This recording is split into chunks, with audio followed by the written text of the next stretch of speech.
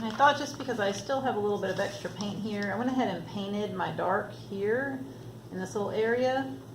It says add color to dark for your darkest. And in this case, here's my blue. So a little bit of blue. That helps you to visualize it. And I'm gonna take my brush and I'm gonna paint white here. Where it says more white. Add color to white, so have more white. And then I'm gonna have my little bit of color here. That's to get your lightest value, okay? It's gonna be less than that, actually, to get your lightest light. All right. And I also wanted to go ahead and demonstrate how to get that really light value one more time. So I would start, here's my white.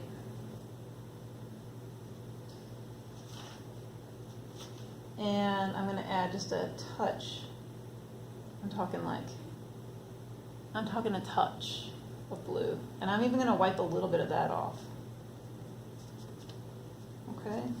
If I know it needs to be very, very, very light, that's how I do it. I start with a big pile of white, and then I can add in a little bit. I'm talking a little bit at a time.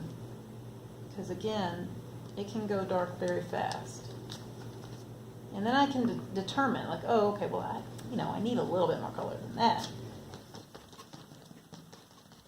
Okay, but that does shift it just a little bit. All right, if you put it next to the white, you can see the difference. And I'm going to show you also with, let's say, yellow, because there's this common misconception that yellow is already light, but this is a darker value. You know, think about that right next to white. And that's a big change. So again, I'm going to start with a good amount of white. And then I'm going to add just a little bit of yellow at a time. Okay? And then I have a light yellow. So this yellow is actually very bright. But bright doesn't mean white. Light is when you add white. Brightness has to do with saturation of color. Okay, so there's that. And a lot of the times, this plus a little bit, it's getting a little hairy here with that dark in there. That may be dry already. I'm gonna grab a little bit from here. This is where we get our flesh tones. So I'm talking like a little hint of red. I'm gonna touch it right there, see that?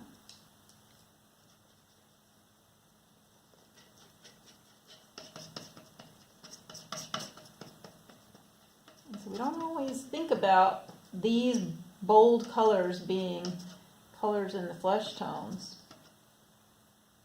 but that's where we get them from.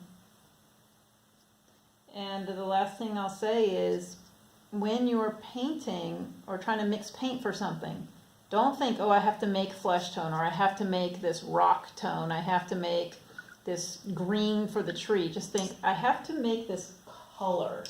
So then you can ignore the fact that, oh my gosh, this is intimidating. I don't know how to do this. Well, just make the color that you see. See?